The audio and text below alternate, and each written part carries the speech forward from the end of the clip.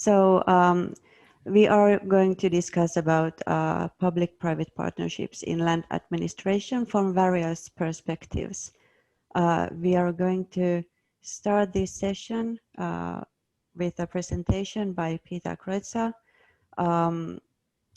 He is going to present the WPLA study from 2005 regarding public-private partnerships in land administration. After that, Daniel has promised to present more recent results of a questionnaire we conducted this year, or also concerning PPPs in land administration, but from a slightly different perspective. And then we are going to see a practical implementation case, or hear about the practical implementation case from Indonesia, so about digital transformation to modern land information system and public-private partnership. And then after that, we have prepared quite a lot of time for discussion. I have some nice questions also for you all to think during our presentations, and of course discussion can handle everything or all other matters regarding public-private partnerships in land administration as well. Okay, all our presenters seem to be here already, which is great, so we can shortly start, but I would like to take this opportunity as I'm here, just really shortly present WPLA as part of United Nations Economic Commission for Europe. So many of you know that UNECE has 56 member states, mostly in Europe, but also in Central Asia and North America. And our working party on land administration is working under the Committee on Urban Development, Housing and Land Management. And our overall objective is to promote and improve land management and land administration in the ECE region. Also to adhere and support Agenda 2030 and new urban agenda. We organize different workshops, different conferences. We do land administration reviews upon request from different member state governments. We publish different publications and guidelines on specific topics, and we do benchmarking. And we have a lot of collaboration with all the relevant actors in our global field of land administration. Just a quick overview also our activities, what we are doing at the moment. So as said, continuous benchmarking of land administration systems. We are now conducting a cost study on land administration costs. We are focusing on informal settlement buildings and constructions, so formalizing the informal issues. We are currently looking for fraud in land administration, perceived tenure security together with Prindex, then public-private partnerships for land administration together with FIG Commission 7. Her Majesty's Land Registry is organizing a emerging technology forum for land administration. And then additionally, what we have been doing for the past few years is that we have been creating scenarios for future land administration. But of course, you can find more information on this during our conferences or on our website. So I won't take more of your time right now for this. Like I said, I thought there might be a few questions, relevant questions that would be good to keep in mind when listening to the presentations. So Peter will be presenting the PPPs in land administration study from 2005, and there will be 12 different guiding principles for PPPs in land administration.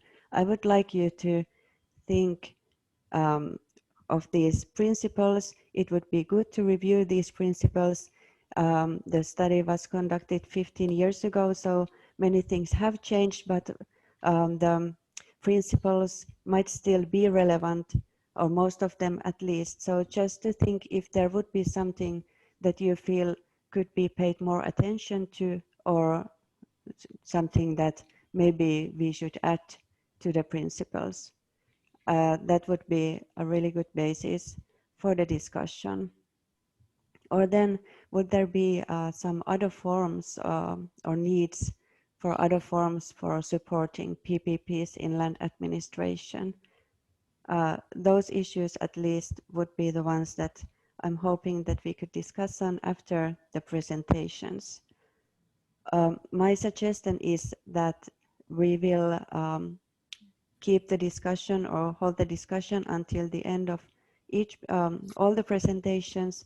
So let's hear first all the three presentations, and of course if there are some clarifying questions, let's ask those, but otherwise let's have the discussion after all the presentations, if that's okay for everyone. I see nodding heads and no objections. So then I would like to introduce Peter Creuzer. So he is a Director, State Survey and Geospatial Information State Agency for Geoinformation and State Survey Lower Saxony. I hope that went correctly. And also Peter was chairman of WPLA during 2005 and 2009 when this PPP study for land administration was originally initiated. So please, Peter, I will just stop my screen sharing and give you the possibility to share yours. So first of all, thank you very much, Kirsikka, for this very kind introduction. I will try to solve the technical issues and try to open up my screen. Could it be seen? Yes. Excellent. No, it doesn't. I had this. No, it stopped now. Oh. Kirsikka, I don't know why this happened before. Okay. So again, let me try it again. Mm-hmm.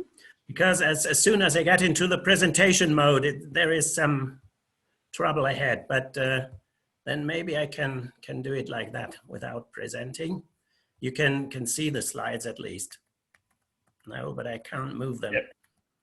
We can see them. Could you click on them, or alternative, if you want to email it to me, I can present it to Kirsikka and we can. So what I did, I sent it to Kirsikka, yes. And maybe she can do it for me if that is not asked too much of you. No, not at all. I can of course do that. So let me just share my screen again, and 1 minute. So let's start from the beginning. So please just tell me when to turn the next slide. Thank you so much. So if I'm allowed to start, then first of all, thanks to the organizers, thanks to the Working Party and FIG for giving me the opportunity just to point out a few of the very old principles that were put down in the PPP study of the Working Party on Land Administration that was published in 2005. And to say one word before, I think it is still valid to a certain extent, but there are, of course, things that need to be revised. And I'm probably ending my presentation with a few thoughts on what could be revised. And, but first of all, please, I want to present the study and the principles as they were done in 2005. So next slide, please.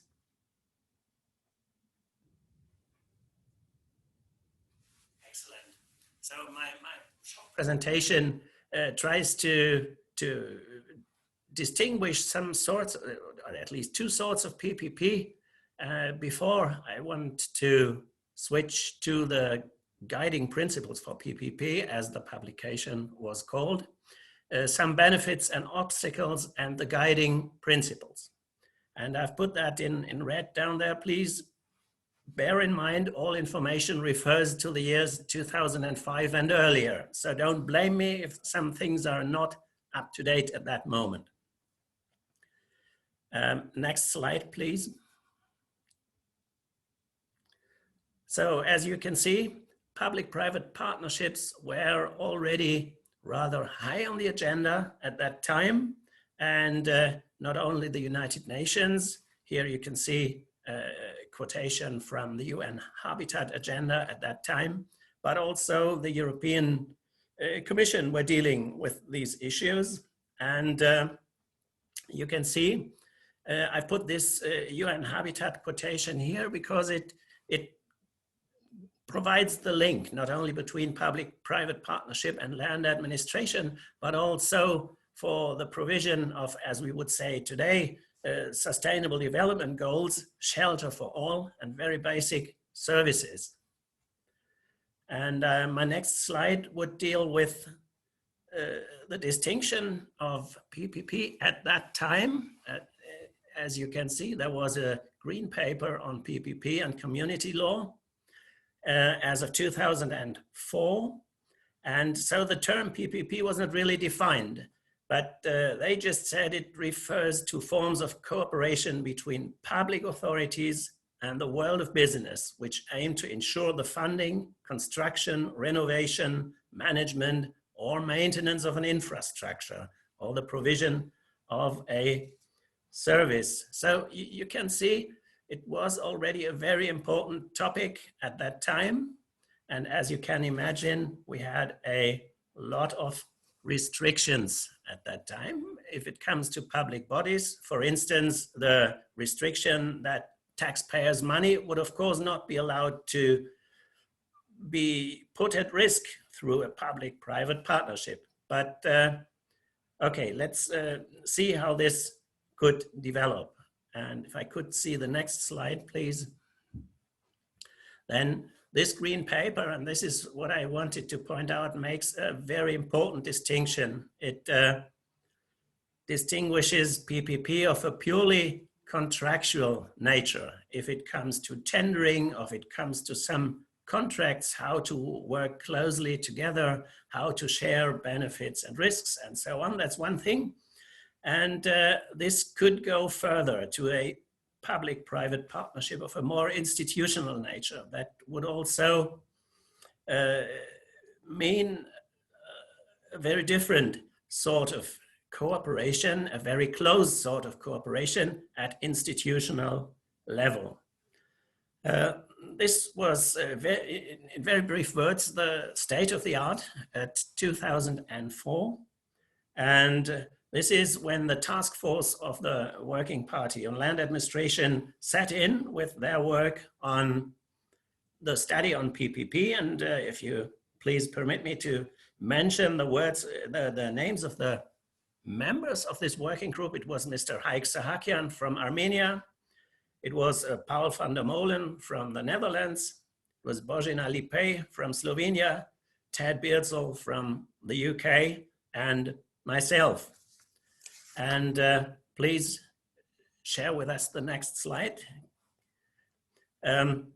We also had some sort of questionnaire where we put some questions, and you can see at least some of the results of the 20 responses that indicated that there is a sort of PPP. And you can see that already some member countries mentioned that there are PPP arrangements existing in land administration. However, they were defined of it, if it was a licensing agreement or whatsoever. And a formal tendering process was already introduced in some countries as well. And contracts governing public-private partnerships were in place in most of the cases of these 20 countries. So please, the next slide. So the study itself, the guiding principles for PPP, is structured in a way that we first of all tried to introduce and define public-private partnerships. I will show that after this slide. The questionnaire was good for evaluating the current status of PPP. We then tried to define what kind of work needs to be done in land administration and where could the private sector play a role and come in to all this. And of course, we had to discuss benefits and obstacles of PPP in land administration. And finally, we adopted some guiding principles laid down in this publication. And if we could switch to the next slide, then you can see that we tried a definition. I've tried to point out the major bullet points. It's a partnership between a public organization and a private company. And it is not only a short contract, but it is a medium to long-term relationship when we were talking about PPP. And this, of course, was good for a close collaboration for service delivery and improvement of service delivery. And it contained, as a PPP, agreed arrangements for the sharing of risks between the public and the private partners, for sharing of the benefits and, of course, of the rewards. And it was meant to say that through a PPP, we could utilize multi-sector skills, expertise, and finance. And taking this sort of definition, which is not in one sentence, but which covers the frame where PPP comes in, I would like to show the key drivers at the point of the publication, and these can be found on the next slide. So, and maybe we are in a rather similar situation today. We have increased public expectations and demands for public services for a variety of reasons, which I'm going to touch later on. At that time, there was a need for capital investment and as today, for an urgent innovation in service delivery of the land administration sector. And at that time, we were talking also of the encouragement of competition in the field of the public and the private sector. So I think substantial changes in the way in which governments offer services have taken place over these 15 years, and in particular IT developments. So more or less, I think we are facing a very similar situation today again, which makes very clear that we need to update the guidelines. So the next slide, please. Thank you. We had tried to cluster the tasks of land administration that could be subject to a public-private partnership. The core tasks, of course, the registration of all real estate, maintenance of base information, of basic data sets, and of course, enabling secure land markets and property transactions. And we had associated tasks and supporting tasks. I'm not going to read them all out. The associated tasks more or less dealing with land management and where the rural sector with land consolidation and all this and spatial planning as such is coming in. and of course supporting tasks in research and development, in capacity building, in SDI, and the use or even the exploitation of geospatial data sets. And in the next slide, I want to again emphasize the link with housing policy. And as you all are aware of, land is a key asset for the rural and urban poor. Many discussions and many publications have been written on this subject. And so within the policy on social cohesion and security in urban and rural areas at that time, there was seen a chance to redistribute responsibilities and set up PPP arrangements to re-engineer spatial information systems with assistance of the private sector and to support land management activities. So these were the main drivers and the main reasons behind all this. And having said this, I want to show the benefits of public-private partnerships as we identified them in the study 2005, and they are laid down on the next slide. So you can see the public sector, of course, benefits from a PPP arrangement because it's much more flexible concerning targets and costs. And there is an increase in capacity, of course, better value and service delivery through more competition. And of course, at that time, we said the private sector energy that would be injected into the public sector would be very good. On the other hand, the private sector would see more chances of receiving a return on investment and could also use proven technological skills in other markets and could identify more possibilities for establishing joint ventures with other companies, among the other benefits that are listed here. And if we are looking at the next slide, there are some mutual benefits applying to both partners in such a partnership. And the partners can focus on their specific skills and on their specific part of the shared tasks and do not have to care about things they don't really know too much about. And business processes and organizational structures could, of course, be strengthened, and strategic planning would be enabled for both the public and the private sector. And of course, already at that time, we identified more opportunities to exploit land administration data if it would be done through a public-private partnership. And you can see improved security, higher quality of data, faster and easier access, all issues that would even today be of utmost importance, I should say, for service delivery from our profession. And but besides these mutual benefits and the benefits for each partner, there we identified also a number of possible obstacles for PPP. And so please, next slide. And you can see we distinguished external obstacles and internal obstacles. And external, for instance, the legal framework that would not allow the public sector to enter into PPP arrangements. One reason, I mentioned it already, we're not allowed to put taxpayers' money at risk. Other budget regulations, quality control, licensing agreements in our countries, and some competitive principles. So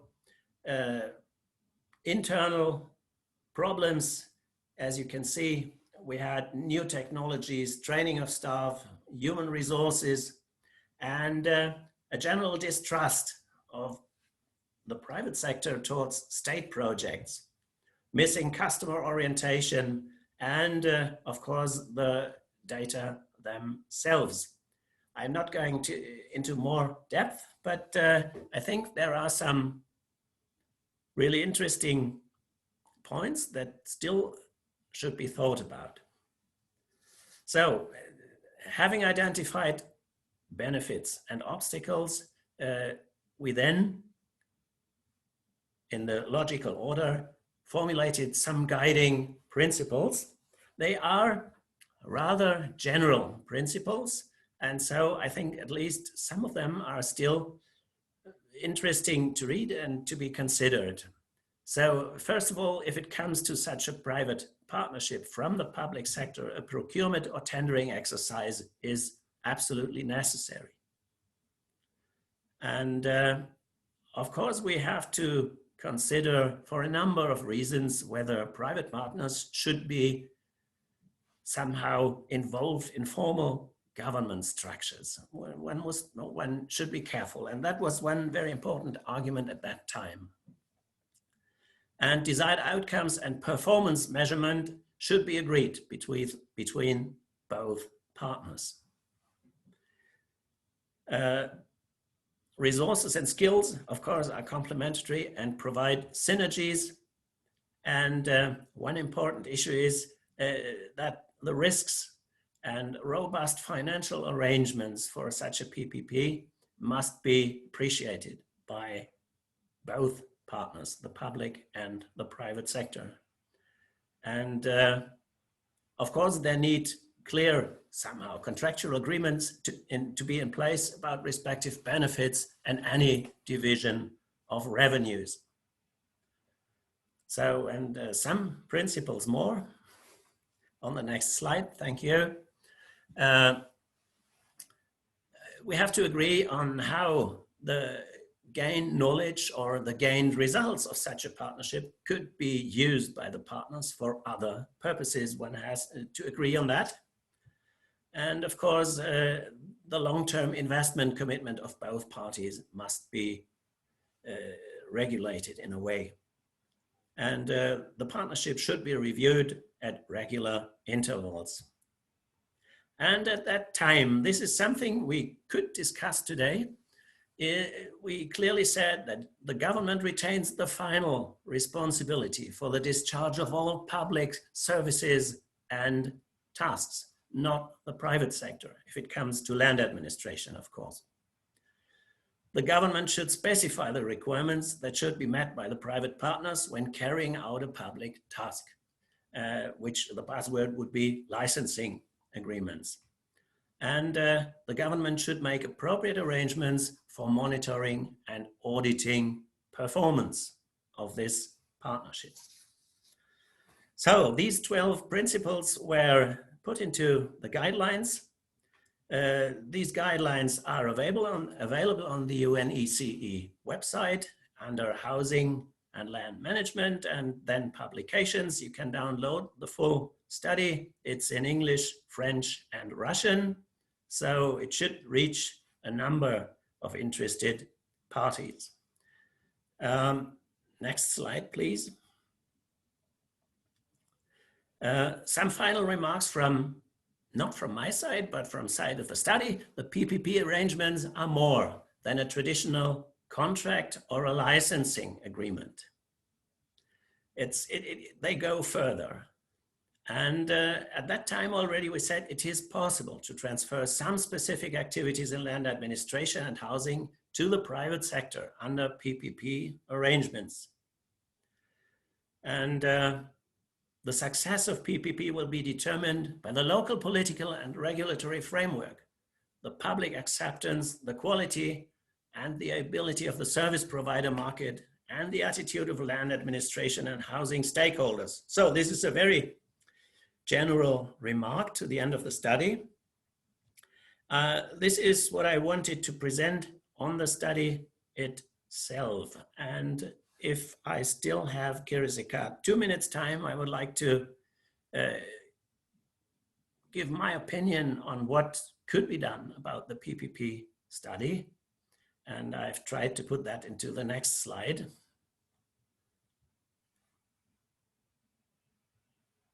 It's not there. No, unfortunately, this was my next slide. Okay, I sent you the, it doesn't matter. Okay, I added one more, but okay, I can just say it like that. We have a number of new principles, and I think some general principles of the old study are still valid. But the bottom line of all this is that we have a time of digitization, and all this digitization is the main driver for new PPP arrangements. We have different legal frameworks. We have, of course, coming up with new customer requirements, substantial changes in service delivery, and for instance, through joint platforms. If we're thinking about platform economy, about some arrangements as, for instance, Amazon or Uber, if it comes to cars, there is a difference to what we're doing. So, but this should be considered. We have the open data initiative from many countries. We have new technologies like artificial intelligence or cloud computing, and we have the need for very updated data, and this would refer to some crowdsourcing mechanisms that should be introduced into land administration. And again, this would mean that these digital platforms, social media, for instance, new business models emerging from digitization, and a changing product portfolio of land administration mean that entering into PPP arrangements will certainly open up new opportunities, be it new data distribution opportunities or business opportunities for the private sector. So my opinion is the updating of these guidelines as of 2005 is very appropriate and very welcome. And I'm looking forward to read these new guidelines when they are coming up. Thank you very much. Thank you very much, Peter, for your interesting presentation. I think right now as well, when we have already some experience on the PPPs in land administration, what we also should do is to evaluate the performance of these PPPs, which structures were good ones, which were not so successful ones, and also use those for designing new principles that I think would be also very necessary. And also I think the performance probably depends quite a lot of the institutional sustainability and institutional setting of the environment where the PPP is taking place. So if the institutions are actually strong, I think the possibilities for PPPs to succeed is much stronger as well. And Kirsikka, before I forget it, thank you again that you put my slides forward during that presentation. Thank you so much. No worries. Would there now be some clarifying questions? I ask you to raise your hand. There is, if you press the participants on the bottom of your screen, then you should open a list of participants where you have the blue raise hand button that you can press. So please ask if you need to clarify something. Okay, I see no questions. Daniel? Yes, sorry, I couldn't find my raise the hand, maybe because I'm the host. Peter, what a fantastic, I mean, we've been following your document for quite a bit of time and reading it, and we developed some framework, operational framework for the World Bank, and the document was used and so on. What was the main driver on when the discussions were when the document were built? What were the main drivers? What is it? PPP were being needed to raise finance, to deal with lack of innovations, lack of even efficiencies, or pressure from private sector groups? what was driving the PPPs 15 years ago, and what do you think is different today? So, in my opinion, at that time, it's rather long ago, but I think that at that time, PPP were talked about not only in land administration, but also in the wider context of business arrangements and the public sector. And if it comes to surveying and mapping at that time, certainly it was always interesting how are licensing agreements with the private sector? How could the private sector come in and support, in particular, those countries introducing market economies where the public sector was not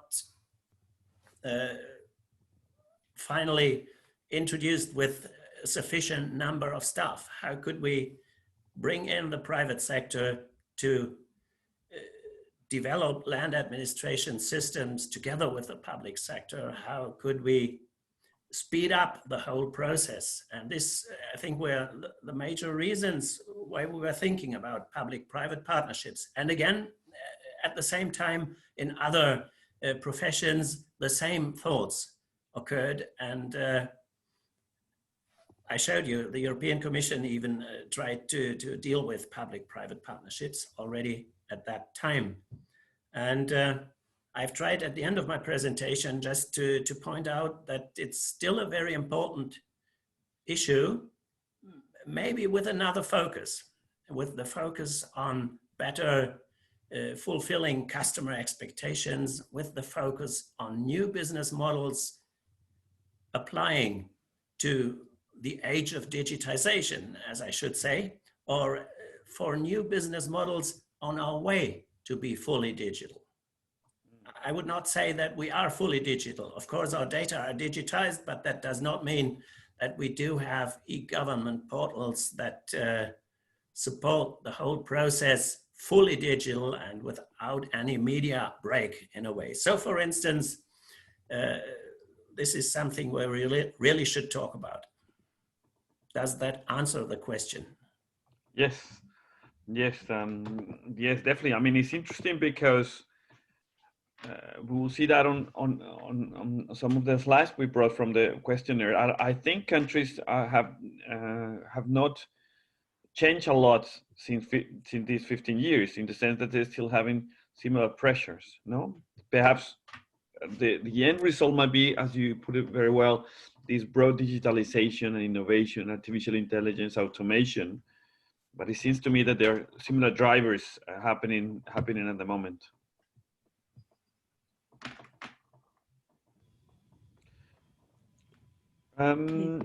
Kirsikka, would it be okay if we asked the broad group a polling question about this? Why people think we need PPPs today?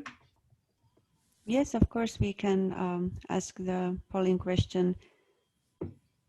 Great. Please use your devices to answer it. What do you think? Why do you think we need PPPs today? Why? What is happening? We got 10, 20, 50% of the votes. Good job, guys. Keep going.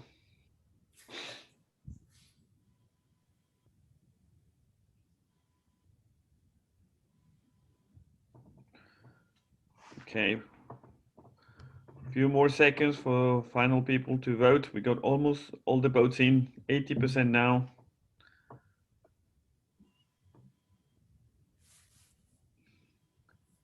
Okay, here are the results, Kirsikka.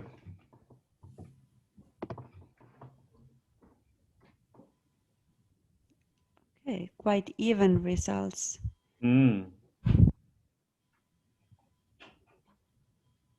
Surprisingly even results.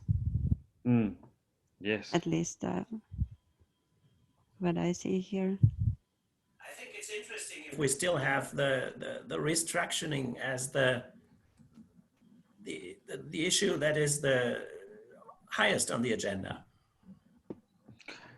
Yeah, I mean, as you might know, Peter, in Australia, where they went beyond those principles, in where they actually delegated land security in completely in the private sector. And it's still, I mean, it's still the government guarantee, but there's significant delegation of the private sector in the process with risk and finance and so on.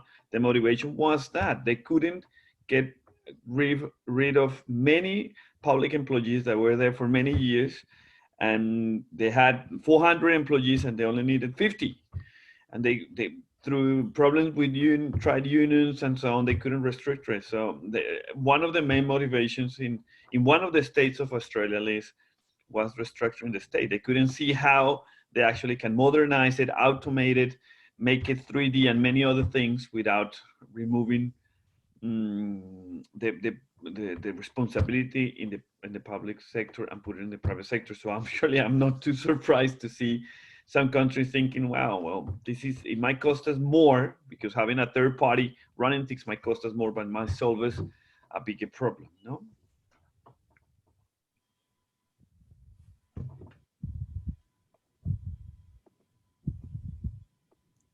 Okay, are we now ready to move on with the program? Daniel, Yes. please go ahead. So Daniel is going to present our study of our current task force, joint task force between FIG Commission 7 and WPLA, the results of our recent questionnaire. So yeah, please go ahead. Thank you. Sorry, didn't go to the first slide. Thank you. So as Kirsikka explained, I'm going to show you we follow a similar methodology that it was conducted 50 years ago when the original principles were done, and in that it was going to the countries and ask them. And in this presentation, I bring you all for discussion, and I hope you interrupt me if you want to have more questions or you see a point that we're missing. We are digesting among all of us in the task force these questions, and they are very open, the results, and we want to hear from this group and hopefully from a broader audience what is they're seeing and what they're seeing in these results that we should include in the principles. Peter described it already. The document can be downloaded, and this is the original document, and we're working on revising these principles.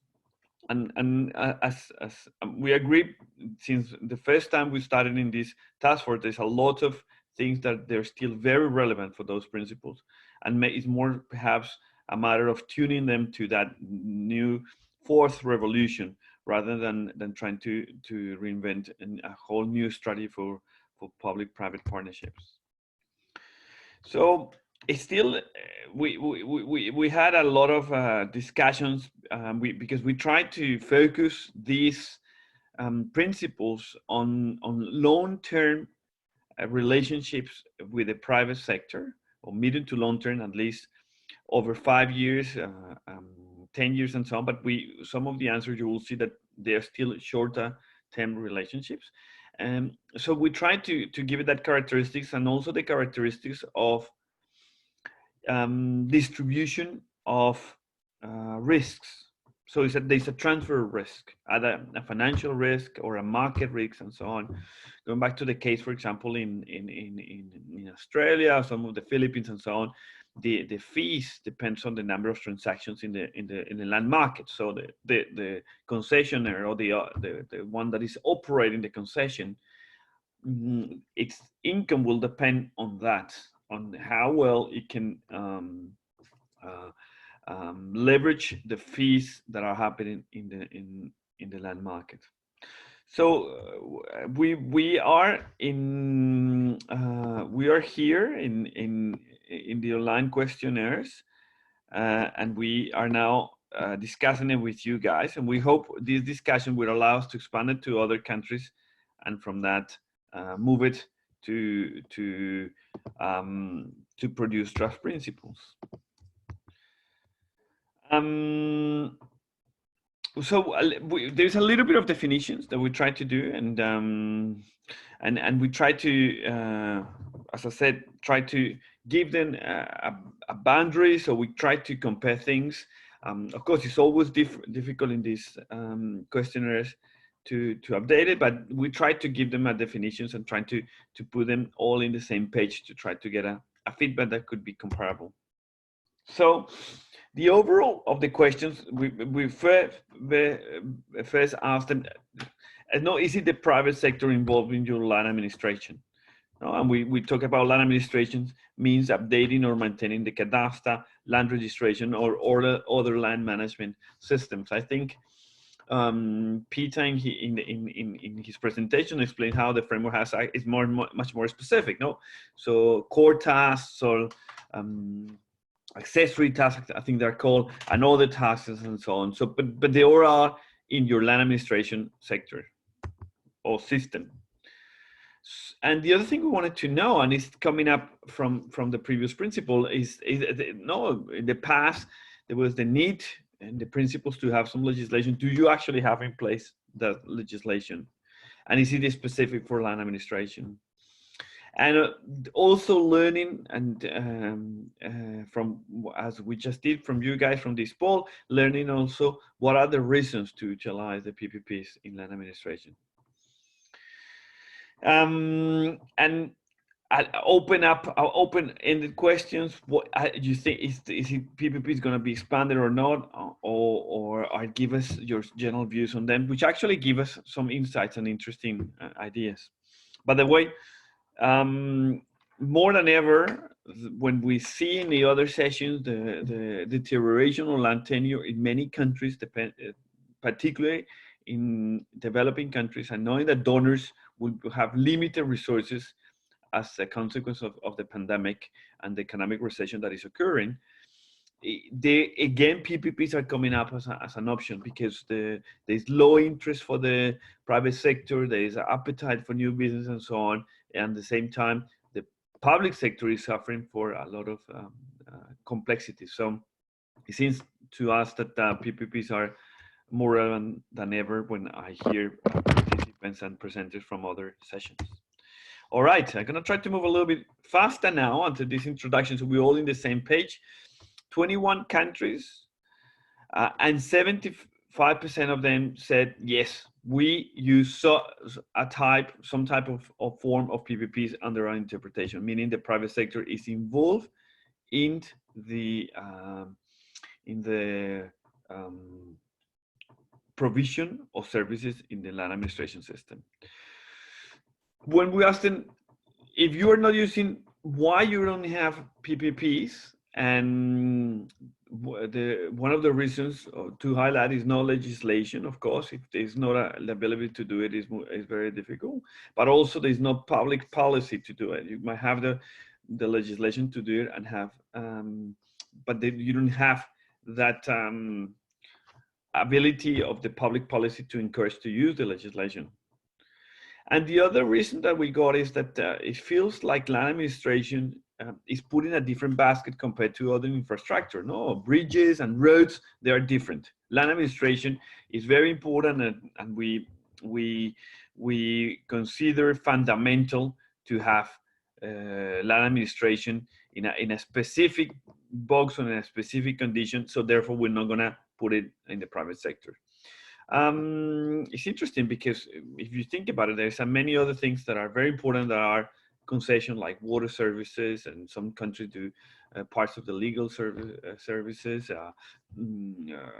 prisons, and so on. So there's different consideration, but it looks that in some countries, land administration processes are not to be touched by the private sector. When we ask what tasks are the private parties responsible for, and remember, they could tick more than one. That's why the percentage is more than 100. Is out of all respondents, how many of them actually thought it was land registration, one of the ticks they did, and is 20% of the people that said that are using the private sector, they're using the land registration. Cadastre procedure 40, but the majority is in another task. It might be the back office and so on. So we can see that that's happening. And when we asked them other tasks, well, include that front office tasks, data processing, serving, delivering, IT, and so on. But still, and as land registration is the smallest, which is not surprising, and cadastral procedures it takes or takes a place where it's been used much more with PPPs. When we ask them if there is a specific regulation, 2/3 of those that answer describe there's some kind of regulation for PPPs. Maybe this is an improvement from the time that when 15 years ago went on the principles. They are much more, no, there's been in the last 15 years regulatory efforts to regulate PPPs. And this is specific for the land administration. So they specific role for the private sector in the legislation to be able to be part of infrastructure or services. And in 1/3, they said, well, no, we use a generic legislation for PPPs. It might be the same one that we use for infrastructure or for education and so on, and we do it.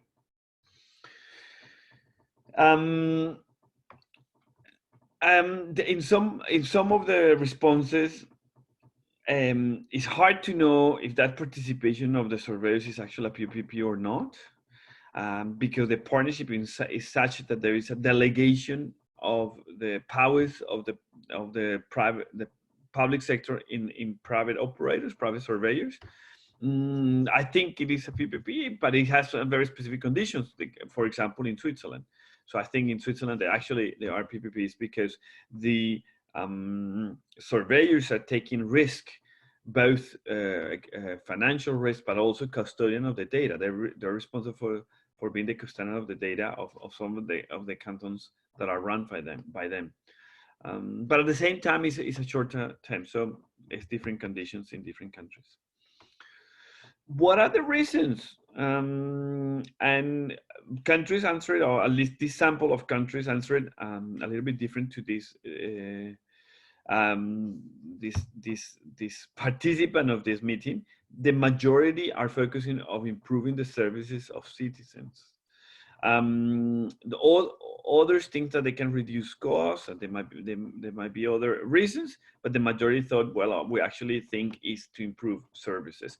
We have seen that too happening, for example, in Dubai, where there is a land registration system that is run, the front office is run by the private sector, and the focus is on improving the service. So looks like there is a trend there to improve the service to citizens through the PPPs. So breaking up a little bit more those answers. The better service are to try to find a better ability to process things faster. They have there's less queues and more people in the front office if you put it in the private sector that is motivated by providing good services.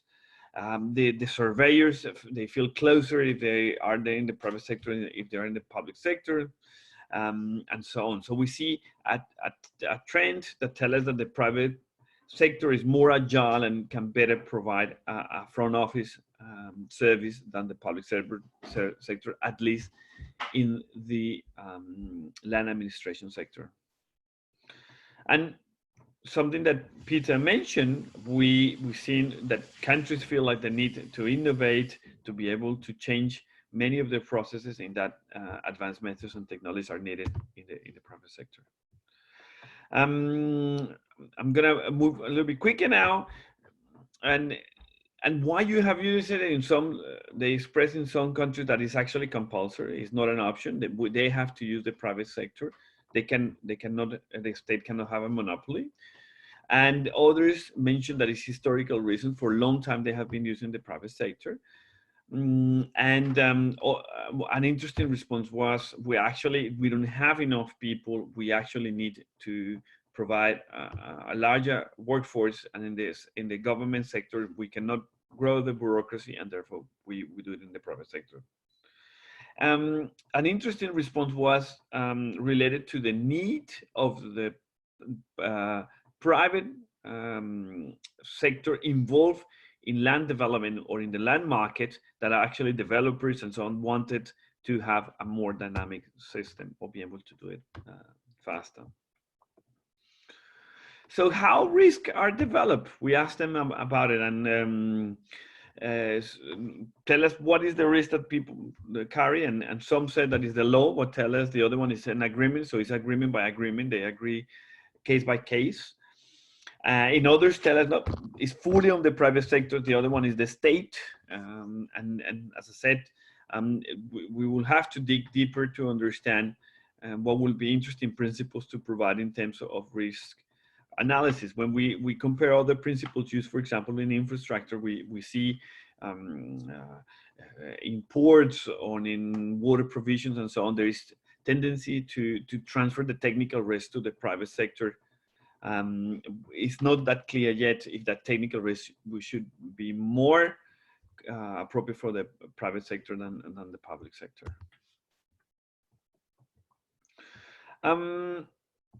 In terms of the contrast, give us a little bit what happens, or liabilities when things don't go well, what happens?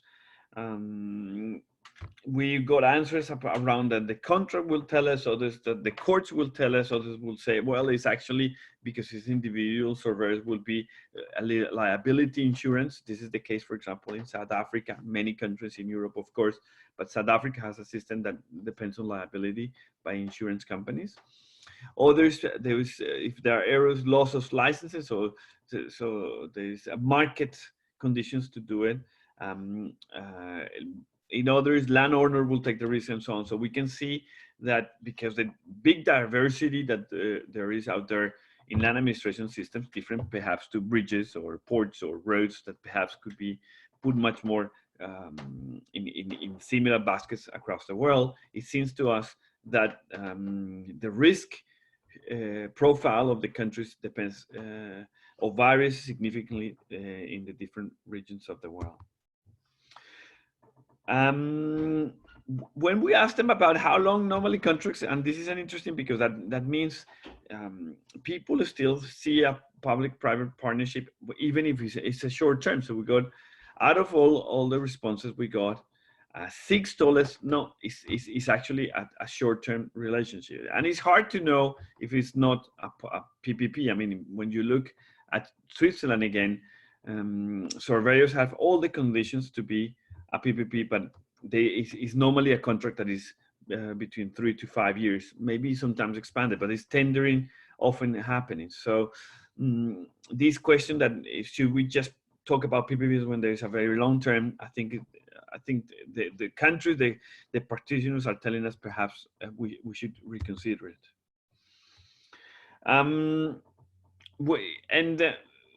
When in the next 10 years, what do you think is going to happen? And a lot of the drivers is about financial benefit, that they're going to be a reduce of fees, and that's very valid, and that the services will be improved. No, I think in general sense there is a sense in the land administration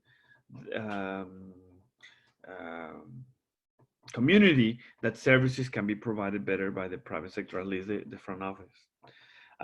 There's others related interesting, like improved cadastral procedures, innovation, but it seems to us that a lot of the people think in the next 10 years they're going to do it because they want to save money and at the same time provides a better service. When we asked about other questions that were very generic, give us interesting about how they see the application of the PPP in some of the land administration issues, and of course financial consideration is still very valid. I'm gonna leave you guys with a slides that I produced a long time ago, telling us where countries are showing the conditions or when things, what is the motivation in many countries that we study. This was a work with Tony Burns, and we study which of the countries, what kind of conditions they wanted to improve and how those PPPs could be characterized. So that's the slides I had. I don't know, Kirsikka, if you would like to open to questions, or should we move to the next presentation? Yes, thank you very much, Daniel. I would like to ask now if there are some clarifying questions you want to ask. So please, again, if possible, use the blue raise hand button if you can find it. If not, then just open your microphone. Okay, I see or hear no questions here. So then I got a couple of hands here. Oh, okay. Yes, we do have. So yes, please first Della, Abdullah, and then Dechi, you. Okay, thank you very much, Kirsikka. I cannot stand of not asking a question to you because this is very interesting subject that we are discussing. But I will explain later on the case of Indonesia. However, from your presentation, it is very. I have some good highlight and insight on how you are working on that on PPP on each country. But one question that left in my mind is: do you have any, Daniel? Do you have any information on how investment investment repayment to the private sectors doing the PPP? Either they are using the availability payment or user charge. What is the current practice of that? Different approaches, Della. We've seen, I mean, if we look at some of the cases that I have in the screen, for example, in the case of Australia and Dubai, we see users pay. In the case of Switzerland, we see a combination. In the case of the Philippines, as you know, is a significant proportion of users pay, but there's also conditions for the government to use the data. So the government is also involved in that. In India, and this is another work I did with UNGGIM, we proposed some strategies to do it, and some of those strategies to do cross-sector, to be able to finance with the private sector. So in India, for example, they do it with crop permits. So farmers that want to have a subsidy for a crop and get some funding for buying seeds, they actually need to get the tenure first, and they do a cross system in where they finance the seeds, but also finance partially the land administration information. So it's a combination. You know. So it's hard to put it in one basket. I think there is a tendency at the moment to try to replicate user paid as it's perhaps a strategy that is significantly used in infrastructure, but I think the land administration offers multiple varieties. I mean, we've seen, for example, in Ghana, at the municipal level, they're funding it through local taxes. So they actually they have a private public partnership in where the data collection get repaid to the private sector through taxes. That's just some examples, no? Yeah, well, I'm asking because we are also going through some discussion on that. Some friend are proposing for user charge, because for land administration, modern land information system in our country is the first PPP model. It's usually on the infrastructure. So infrastructure, when they are building toll road or highway, so when they finish exactly at the same time there is a traffic, and it's very good for them to get the user charge scheme. However, for land administration, it will take some time to get the traffic, right? To get the money. So it is very, investors are very aware of this one, and they go through some discussion with us, which is very interesting. Well, something that is happening in Australia. I mean, user Paez is a model. Indonesia is known for its ability to do PPPs in infrastructure. No? So it has a lot of experience in that sense. Yeah. However, a challenge in land administration, just to leave you a comment, in Australia, every 10 years, the cost of registering land halves. So if 10 years ago it cost you $10, today it costs you $5. And in 10 years, it's gonna cost you 2.5. So if you do it users, based on users paid, it will be extremely beneficial for the concessionaire because it's gonna reduce the cost, but get the same fees, right? Yeah. So there are challenges there because how you can, I mean, it's hard to, being able to reduce the cost, and it's complex. And in infrastructure, you know, you can predict traffic, you can get you can be much more stable in the cost and in the incomes, and therefore the user paid could be more fair. That's why an innovative approach like in India or in Switzerland and so on, where they try to cross different aspects. It could be taxes, or it could be crops, or land permits and building permits is what I think is the tendency at the moment in the new designs of projects. Okay. Okay. Thank you, Daniel. And then our next question, Dechi, please. Thank you very much, Daniel, for the presentation. You mentioned at the beginning of the presentation, well, you alluded to the impact of COVID and like I guess the willingness of the donors, or I guess the decreased willingness of donors of supporting land PPP, land animate PPP projects, and perhaps the increased willingness of local governments in engaging with PPP partners. I guess my question is, well, could you maybe elaborate a bit on that? And especially from the developing countries' point of view, have you had any observations or perhaps conversations with people on the ground?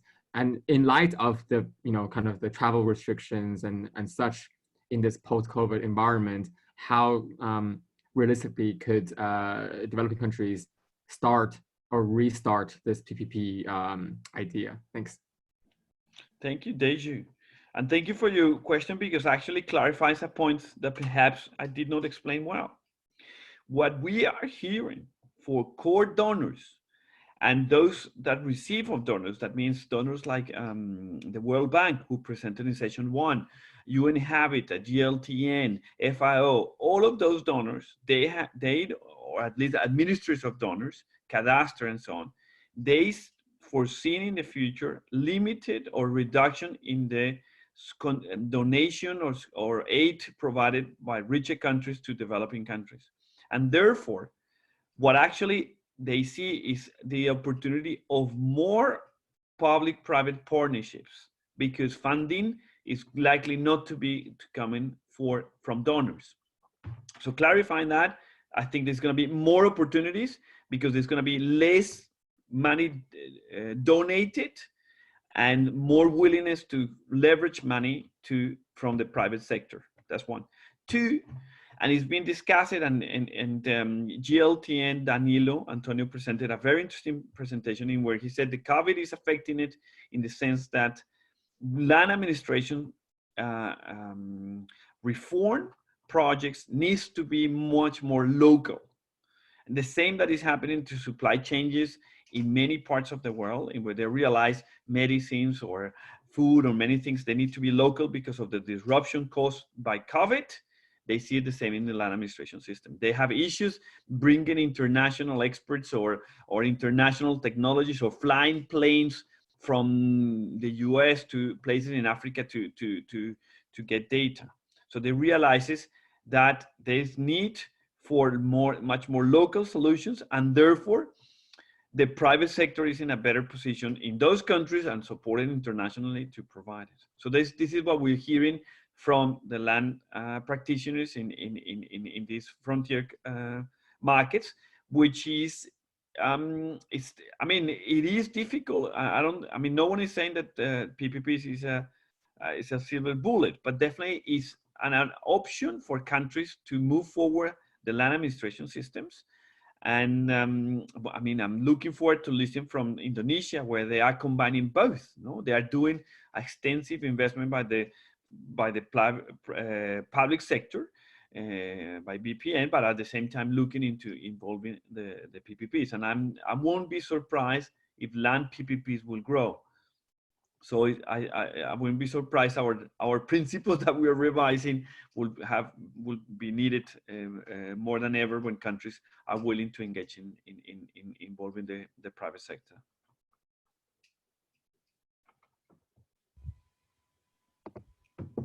Okay, thank you, Daniel, once again for the presentation, and thank you also for the questions.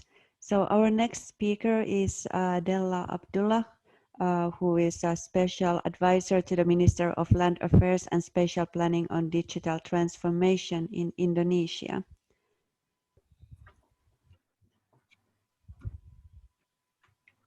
Okay. Thank you, Kirsikka. Thank you very much. Thank you for having me talking in this forum. I think it's very good for us to learn.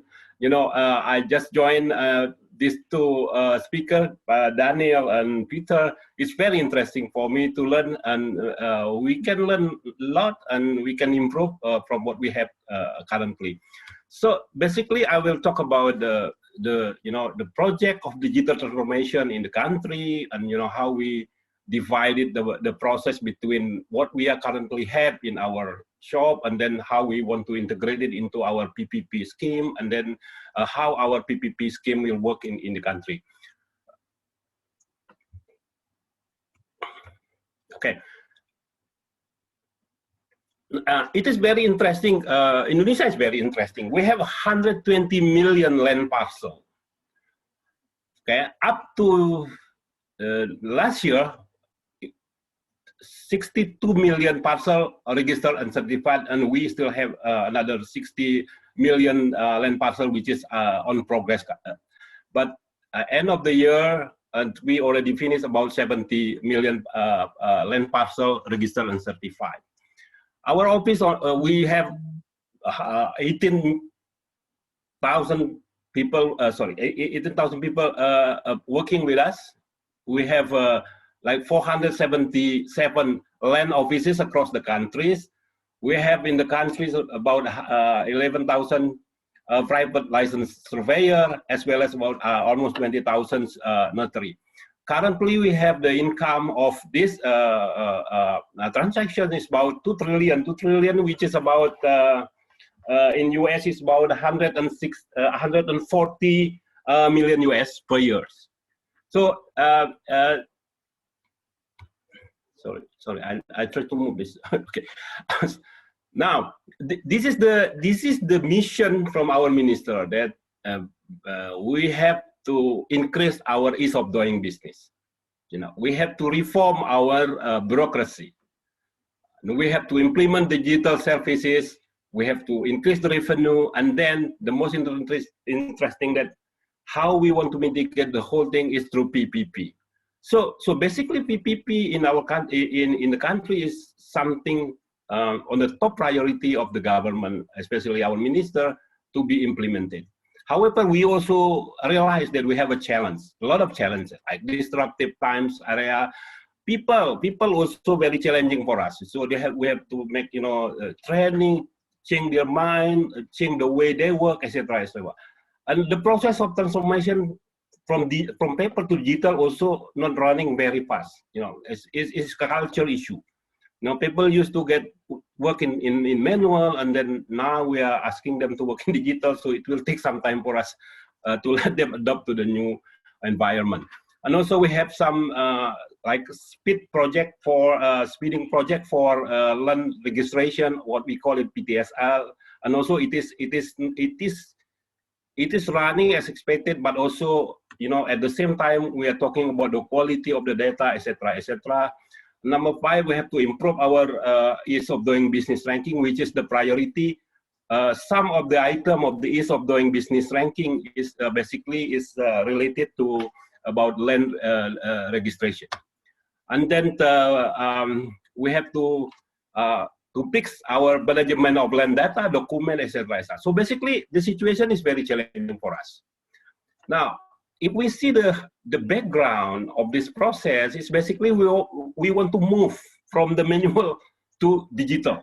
Right? Why we have to move? Because manual, if you go to the office of the land office, you know, the office will only fill in with the papers or with the documentation.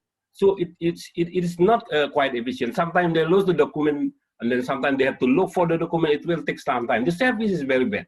So we are realizing that situation, we have to move from manual into digital. So we expect by doing that, later on we will have our modern land information system, which is basically on the digital-based system.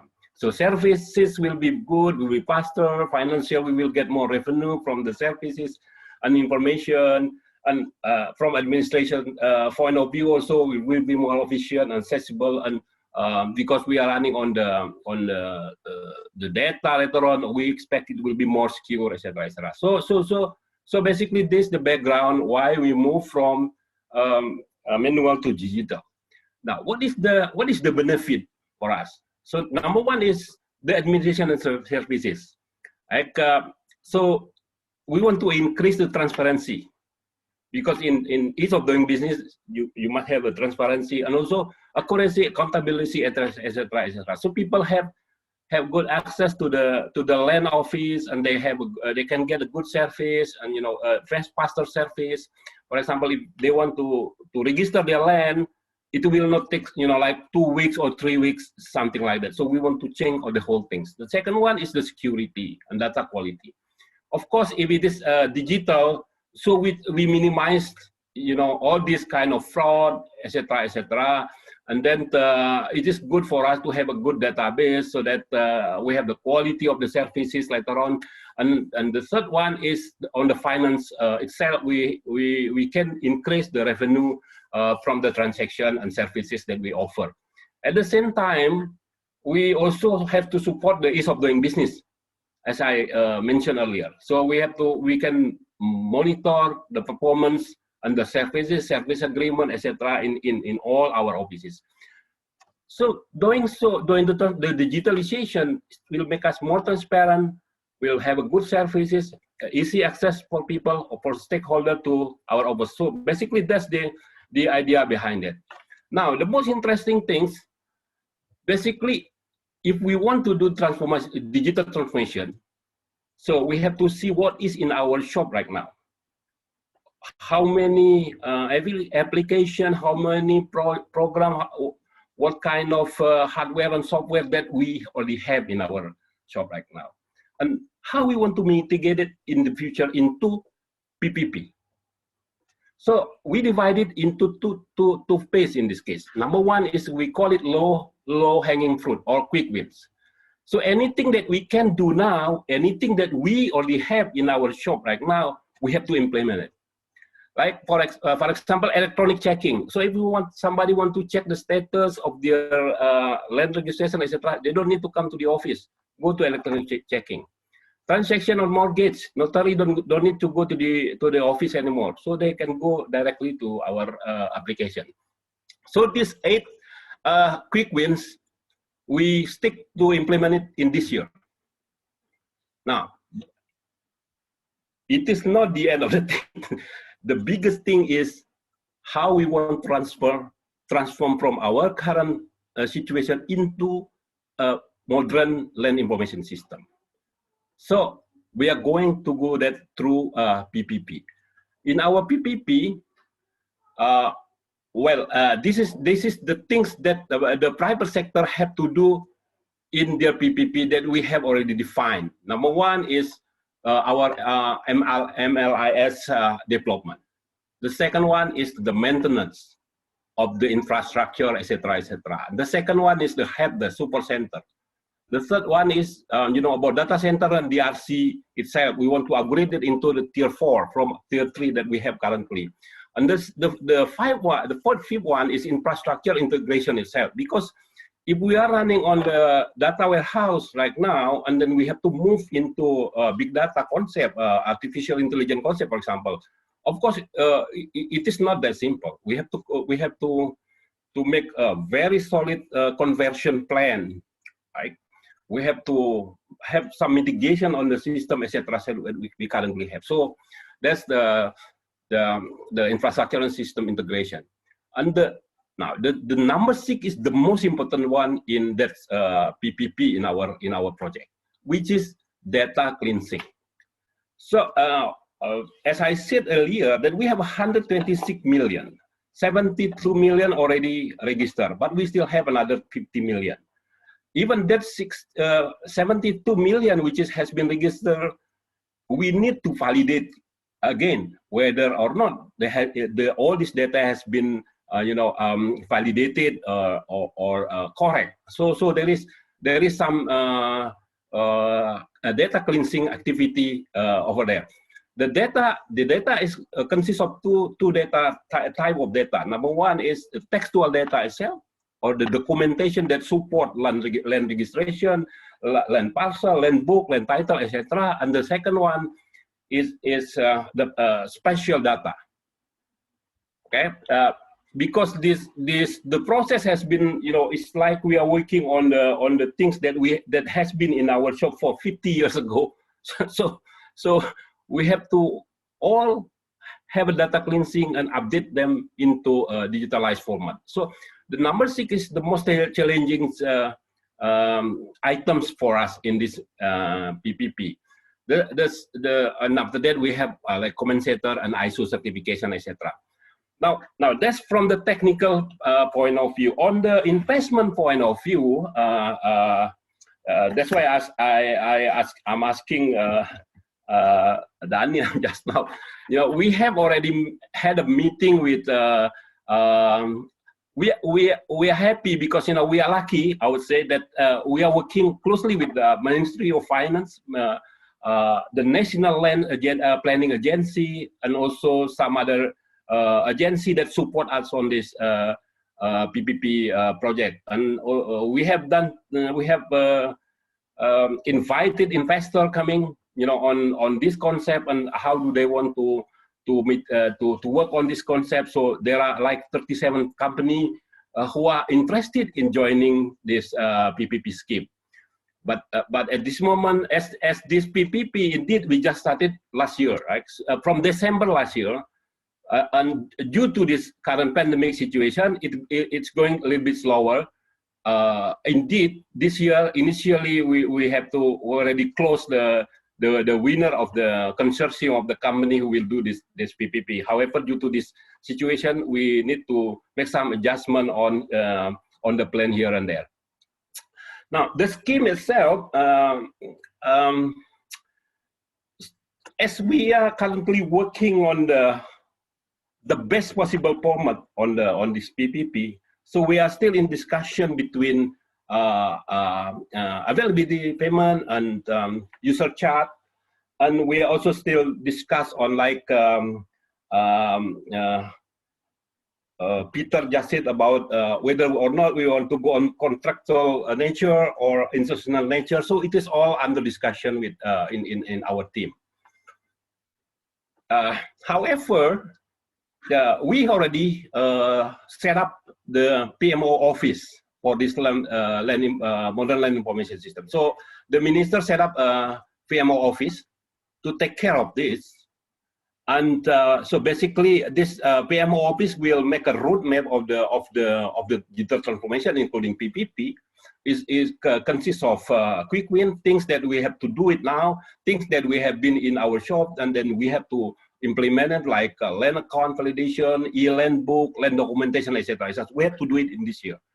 So the second one, this PMO have to make a roadmap on the PPP itself. What is the job scope? What is the output? Or how the financially will be structured, etc. This kind of thing. So, and then we also get the support from the World Bank on the spatial data improvement, as well as from the Netherlands Cadastre on the data quality and management. So this team has been established, and then we are currently working on these 3 items. Now, on the business model of the PPP that we are working right now, so basically, number one, we have to talk about the infrastructure of the PPP itself, because the concept we want to go on the big data concept. So infrastructure is very important to support this concept. And the second one is the people, what we call center of excellence. So it is about people who work on the artificial intelligence, Internet of Things, etc. All those kind of digital kind of thing. But the most important thing that we must consistent to the output that we want to generate from this project, which is, we call it modern land information system. So the combination of infrastructure-based and then the center of excellence will produce the product of the PPP itself, which is services and monetization of the data that we have. Now, doing so, in our plan, maybe PPP in the future will become like a profit center, right? So this is the initial plan that we are currently discussing. So if it becomes profit center, they have to generate income. So for generating income, they must sell the information, etc., make some so interesting product that people are interested to access on the information of land, on the information of anything related to land information system. Now, this is about the concept of data. I don't think I will spend some time here, but however, this is basically the big data concept. So it will be a policy in it. It will be anything related to public, anything to related to land use, anything to other modern data concepts. So basically, all this kind of information will be under our big data, and then it will become our the product of the PPP itself. Considering the complexity of the project, so we established the PMO. So basically, this is the roadmap of the PMO. I will be very thankful for Peter and Della if you can give me later on some comment or suggestion, which is for us to make it better, or other audience or other friend here. So basically, we divided into 4 stages. Number 1 is project initiation, done already, and then the planning and preparation, which is we are currently working on, and then execution, and then implementation. So in the project initiation, so we have to set up our goal, our PMO, our point consultant, as well as quick win project that has to be started. And then on the planning, we must produce the manual of the PPP roadmap itself. So basically, it will consist of like strategic planning, strategic role, technical role, etc., including finance, etc., and then operational role about monitoring, evaluation, risk, etc., which is very important, risk, etc., So this team will work on that one, on this roadmap manual, and then on the other hand, appointing the private sector will be handled by the team, special team, which is in compliance with the process in the country itself. So, but we as a PMO, as a team, will be involved in selecting and make some necessary assessment on that private sector's company who will be participating. So this is my last slide.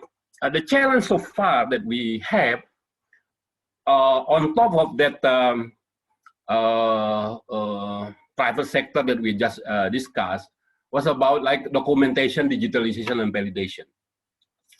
Now, it is not quite a secret anymore that in some cases the data quality is not as expected. It's not as expected. What I say is, if we want to run on a very transparent information, very transparent PPP like they do it in Australia or in Korea, and then we must have a very good database. So to have a good database, we must have a very good digital documentation, which belong to manual indeed. So manual into digital. So there should be a validation whether or not that manual documentation is correct or is digitalized in a correct way. So it's very challenging because of the number, because of the quantity, not only quantity of the data itself, but also the quality of the data itself. And also the other one is the time of the data. Because, like, you know, you are talking about the data in 60s, for example, which is in manual maybe is not in good condition anymore. So it's very challenging for us in that one. And then spatial data and validation. Spatial data is very very challenging also for us because, you know, we are working on some data in the last 20 or 15 years ago, which is not standardized what currently technology are serving. So it's very challenging for us to make it updated, right? So to update the spatial data, we have to option whether we have to redo it again or we have some technical assistance by computer or by program, etc., to make it updated. So that one, considering again the volume, the quantity, the quality, so it's very challenging also for us in PPP scheme. And the other one is the development of the application itself, the services itself. What kind of services that we want to do in our a modern land information system format, right? So we are working on that. Right now we have like 80s application, you know. Well, of course we are running on the Android right now, but it is still a kind of land of innovation. It is not integrated. So in PPP it should be integrated because the data will be generated from the database. So it's also very challenging.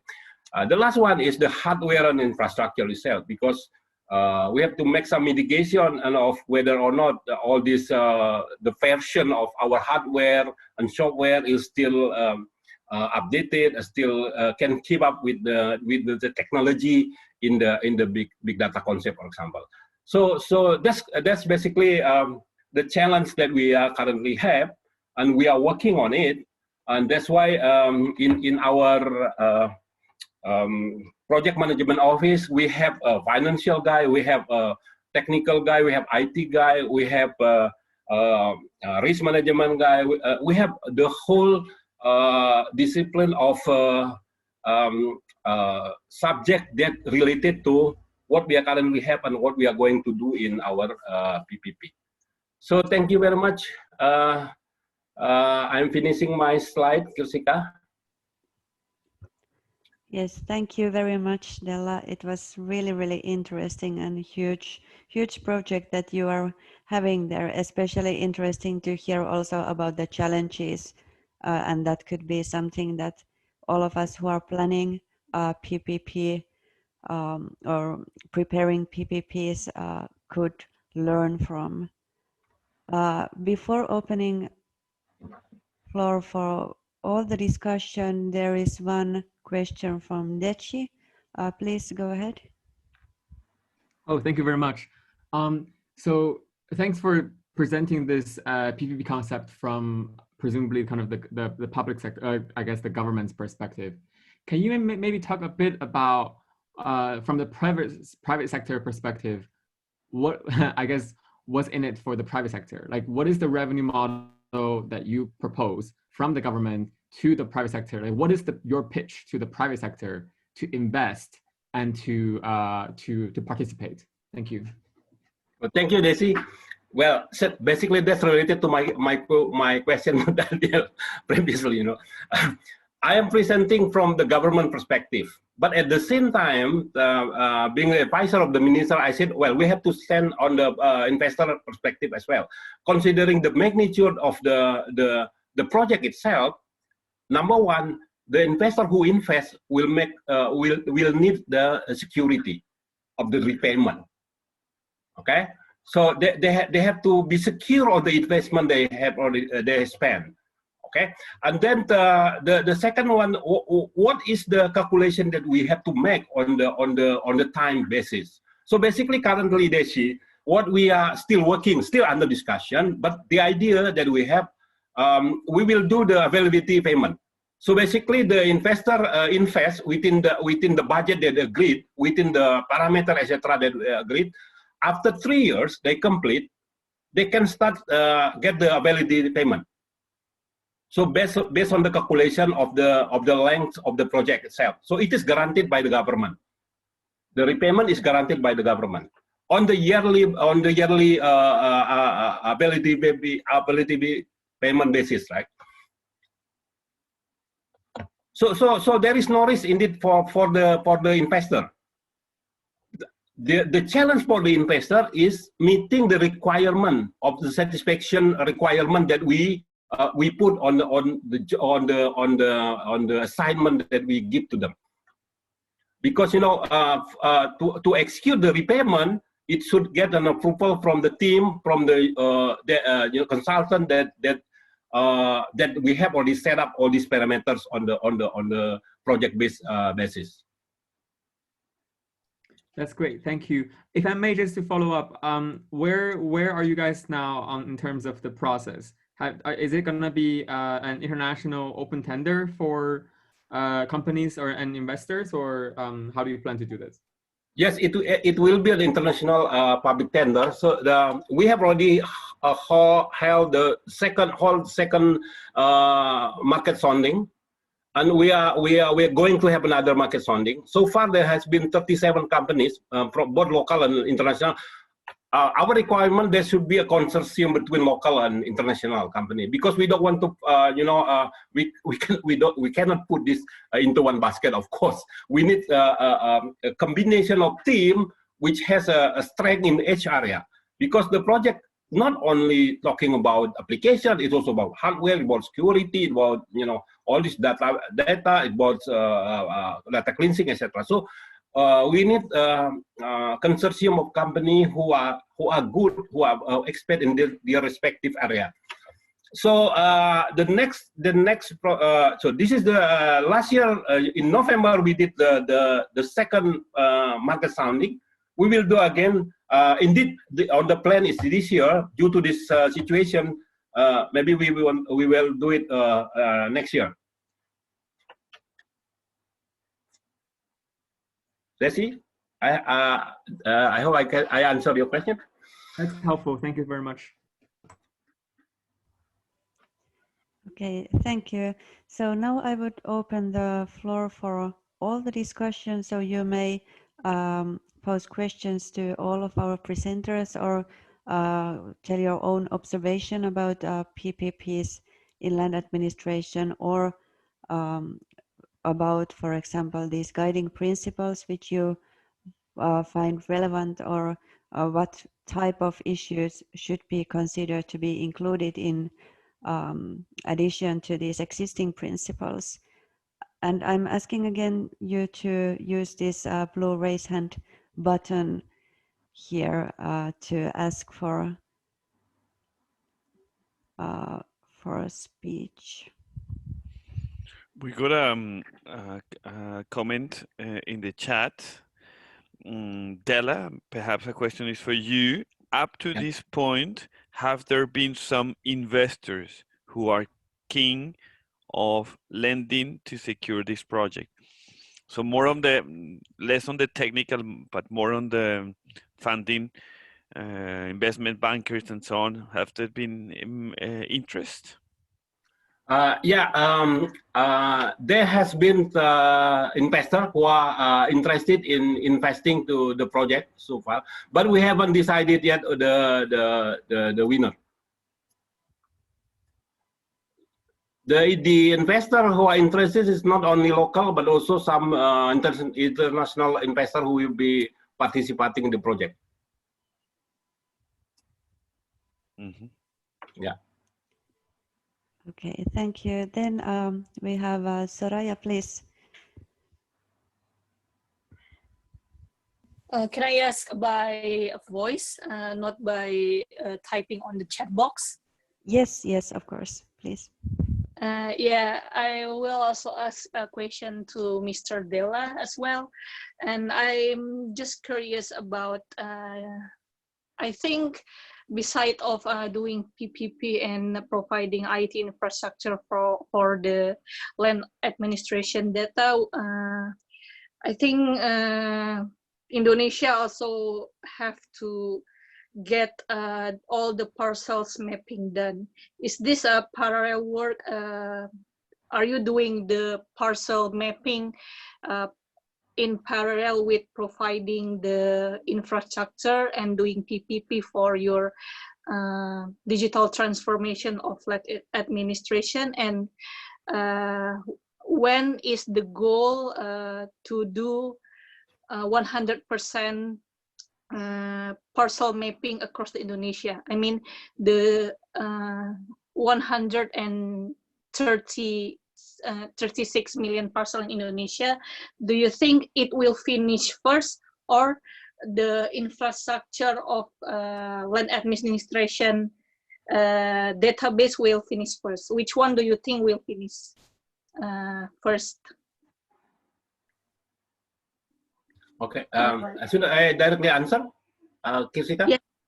Okay, thank you, Soraya, for the questions. Very interesting. So, basically, the parcel mapping it is including in the PPP project number 6 from my presentation. If you see that there are 8 items. The PPP responsibility, number 6, in the number 6 is include the parcel mapping. This include in that project. On your question whether or not we go parcel mapping cleansing and after that implement the project, no, we plan to go as it goes along with time. You know, we will do it in phases, right? But we have to set up certain numbers that we can start go on. And on the other hand, it will be on the continuous improvement process. So I hope that answered your question. Yes, I'm just curious. Do you will also involve third-party private companies to do land mapping survey in Indonesia, or is it your ministry's responsibility to do all the mappings? No, if it is under PPP, then it will be a PPP company who will be responsible for that. Okay, okay, I get it. Thank you very much. Yeah, thank you.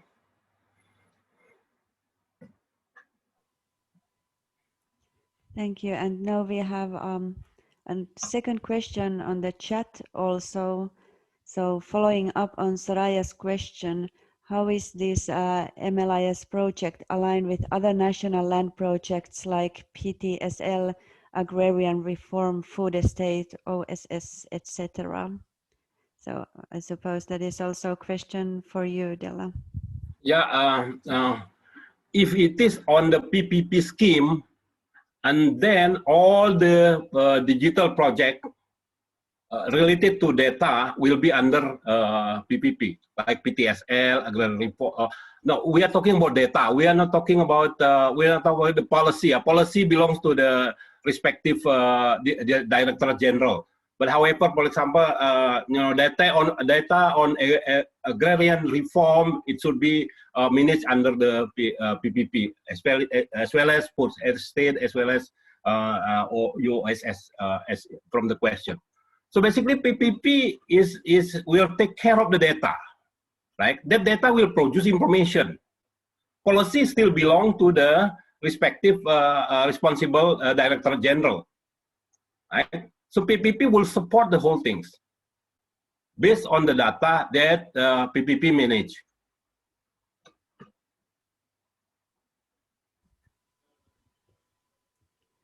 Okay, thank you for the prompt answer. Soraya, I see that you have raised hand here. So was it the previous one, or would you like to continue? No, it's a previous one. Okay. Okay.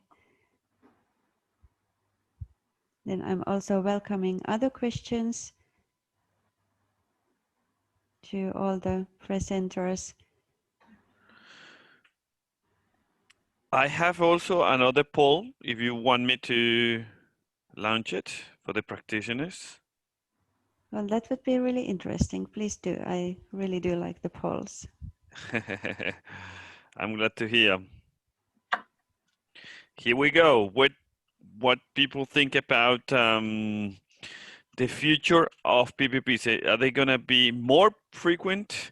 Same? They're going to stay the same at level of attractions, or reduce?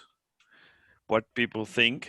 We use your devices to answer. Where do you think PPPs in land administration? And while answering the questions, I could see, Della, there is a very strong support from multiple teams in your PPP, with no doubt the experience, which is renowned internationally, of Indonesia in infrastructure PPPs is put in place in this. So it's great to see that structure. I think Deju question is interesting because for the private sector, they want to know why you need them.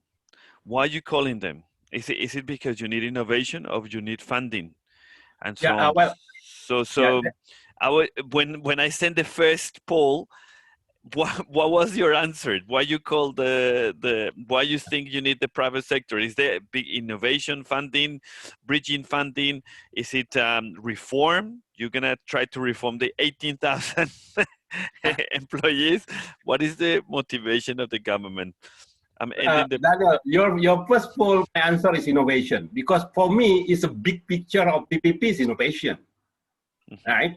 You know what is the problem of the bureaucracy right now? They are very busy with their business as usual, right? There is no more time to make some innovation. They need partners, right? You know, the assessment on the bureaucracy, they are very busy with their business as usual activities. So they need some support from the partner from the private sector. That's the first part. That's why I call it innovation. It is out of the box concept, right? Like our case, for example. I said to Pak Minister, if we ask our current resources to do this, they don't have no more time. We need some innovation. Innovation from public, private company, private sector will bring more ideas, right? Because there will be a combination between innovation from private sector and public servant, which is very good. That's the number one. The second one, because the government have the budget, right? They have the budget, so we can make a win and win basis business with the private sectors, right? Win and win, good for the government because somebody is taking care of the project, taking care of the mission and vision. Good for private sector, they are secure with the investment they have, right? So basically, it's a win and win concept. So that's why I call it innovation. so I'm the supporter. I am very supportive of the PPP because on my assessment, this is one of the best thing that the government can do in order to improve service to the public. You know, they have to go out of the box concept, right? Using the private sector, because private sector competition is very, very different with the public sector, right? In private, they have to produce the better one, right? Not the Me Too product, for example, right? So it should be an innovation like that. For example, right now, in our presentation to investors, I said, well, I want to talk about big data. I want to talk about artificial intelligence, machine learning, deep learning. If you can do the robot, let's do it, because this is the time to do it. If we assign our existing resources to do that, of course they can do that, right? Because they are very busy with their business as usual responsibility. That's my view, Daniel. Good, Della. Good. I mean, I think it's an ongoing discussion, but it looks like we're gonna have more Kirsikka, more PPPs in the future, as the definitely the majority think is, and yeah, as you can see in the aid sector, particularly related to land, and they work in pro-poor projects and so on, there is a little bit of different ideas, and they see how unlikely someone will be like investing in communities, in very poor communities and so on. But on the other hand, you can see in the urban environment strengthening the possibilities for PPPs. Yeah, I think we have more questions on the chat. Yes, we do have 2 more questions, or we can combine them into one more question in the chat. So how do you integrate between your land administration project with urban planning aspect? If you mention about information as your end product, do you have any ideas what kind of information you expect to see? And then this question is expanded to cover other functions of land administration as well, so land value and land development. So this is interesting issue. So what kind of information you expect to see here? Yeah, I think as I said, PPP product will have a very huge impact on the society. Take one example. If in the future, yeah, or in some other country, they have already implemented. If you want to buy an apartment, you don't need to go to the apartment. You just put enter everything on the application they provide, the land administration provide, and then you can see the digital twin. Okay, and you know what is the condition, which part, which package your apartment will position, etc., etc. So it's very interesting. People see a lot of impact, economical impact. People very good, very keen with the information on that one. So, for example, if I want to buy a land in some area in the Western Indonesia, for example, I don't need to go there.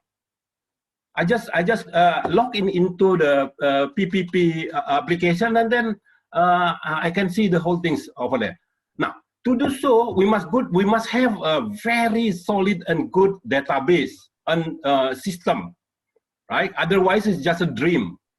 That's why I said it should be under PPP. It should be under all these high tech company to do so in order to get some innovation on the ideas on how people interact with the information later on. So on the integration on the urban planning, I think it will impact on the urban planning in the future, because if you can get a very clear information on one area, and then the traffic will create by the interest by itself, by the business itself, because of the information. Now, this is the concept that we have, but of course to implement that is not that easy. That's why we must have a partner in PPP. That's why we must go into up-to-date state-of-the-art technology, for example, artificial intelligence, deep learning, etc. In order to be able to provide the information that we need in that stage. So that's my view, and that's what we are planning. But yes, of course, we have a very good, very challenging situation on the how we modernize our data and information that we have. But because basically technology can shoot for everything, as long as you have a very good database, and then all information can be created from the technology. But the basic of the whole thing is the database. So for us, it's very important for us to have a data cleansing, to make all the data correct and validated, and then both textual as well as spatial. I think I hope I answered this question. Yeah, for the next question, like land value, land development, and also we have what we call it land value zone. Right, so if I want to buy a land in certain area, I can access to my PPP application. I can see, what is the rate of the land, what is the turnover of the land, how many percent the value increase within the 4 or 2 years, you know, all this kind of information. So land value zone is also we will provide in our PPP.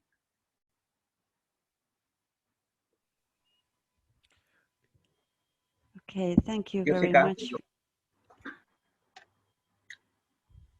Okay, and still on chat we have question. Can you provide us a glimpse of what the Indonesian government is planning in terms of releasing policies and regulations to achieve successful land administration and governance, especially with the newly enacted omnibus law? How would this impact on meeting sustainable development goals? And before I let you answer, we soon need to close down our discussion because of the time is running out. So please, if you still have questions after this, please inform us quickly as possible. But now I let Della answer this one. Yeah, so basically omnibus law that we currently have, we want to encourage, we want to improve our Indonesia ease of doing business ratio. Yeah, we have to cut some unnecessary process in order to speed up the process. So investor, you know, will invest in the country, which is very important for the country to generate more value, to generate more economic value, to bring in more investor coming to the country. So if we can improve our ease of doing business ratio, we will be perceived as a favor country for the investor to come. So if the investor come, there are a lot of multiplier effect. There will be more job, there will be more opportunity, you know, a lot of multiplier effect on that. So I think government need to do so in order to be competitive with other country. Yeah, if we are not competitive, there will be no investor interested in the country, and they will fly away to other country which is more competitive. I think that's my answer, Kirsikka. Thank you. Thank you very much. Just before we go, one of the questions that came from Pete, well, the presentation in Pete has something that came in a questionnaire, is about the regulation. And just before we go, most countries will have some sort of PPP regulation, general. Very limited of them will have a specific one for land administration. Should be a principle that it must have a clear regulation for land PPPs in land administration sector, the cadastre or registration and so on. What people think? I would like to hear the opinion of the group before we finish. Countries should have a very clear regulatory framework for land PPPs, or could we rely on existing PPPs that are used for infrastructure and other services? I don't know if people want to have a quickly open discussion or answer in the chat before we finish. I could also write here on the chat. We have still one more question, two more questions considering the same issue, I guess. So Rowan and Keith, would either one of you want to ask this question on mic? Keith Bell, you're being called to the floor. What were you chasing from me, Daniel? I just wanted to hear your question from the question you type on the chat. If you want to. No, it wasn't a question. It was a comment. World Bank doing business is suspended for a bunch of reasons, which I won't go through, but there's a number of World Bank press releases out of it. But I listened to Della's comments and I was a little bit astounded because World Bank doing business in terms of registering property has nothing to do with mainstream property, such as residential and agriculture. It is specifically about commercial property, industrial, factories of a particular size, and no mortgages. So it's not a good proxy to consider when you're looking at any form of land registration, organisation, performance, or involvement in PPPs. Back to you, Daniel. Thank you, Keith. Just before I let you go, how did you answer the survey? Are we going to see more or less PPPs in the land sector in the future, Keith? What do you think?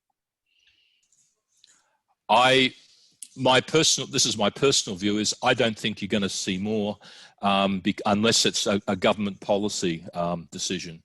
I think one of the things that I think, that I've seen is that there's some indication from various people that I work with and others that PPP is something that we can develop a readiness for.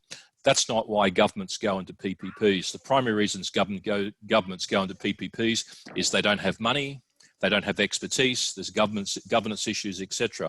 And they should never go into a PPP situation unless they've got the right safeguards in place.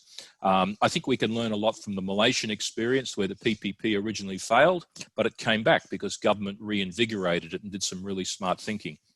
I think that's one of the best cases that I've seen, but the new case there's only been, a work in progress for a short time. I think really we have to wait to see what comes after the pandemic. It could be that we see more PPPs because government's financial situations are so dire in many cases. So there could be a very strong case that governments say, we just don't have the money to run land registration services. I also think that there are other areas that PPPs could support land registries, particularly on the IT side, where governments could in fact reduce their risk, reduce their upfront costs and maintenance costs by basically PPPing the IT side. So I think that's an opportunity there. New Zealand, in fact, has actually done this at the present time. So I would look at this. You may wish to refer to my own paper that was published on coordinates about a year or so ago on PPPs in 3 parts. Back to you, Daniel. Thank you, Keith. Back to you, Kirsikka. Great, thank you. I think now it's time for us to close our session, and once more, my warm thanks to all the presenters, Peter, Danielle, and Della, for your interesting presentations. And thank you to all the participants for interesting questions and interesting discussion. Well, our poll said that most of us think that the number of PPPs will rise in the future. So let's see, I think we are going to hear at least more on this topic later on. It seems to be not a hot potato, but still really a hot topic among land administration as in other public administration as well. I'm so glad so many of you found your way here despite we had some technical problems in the beginning.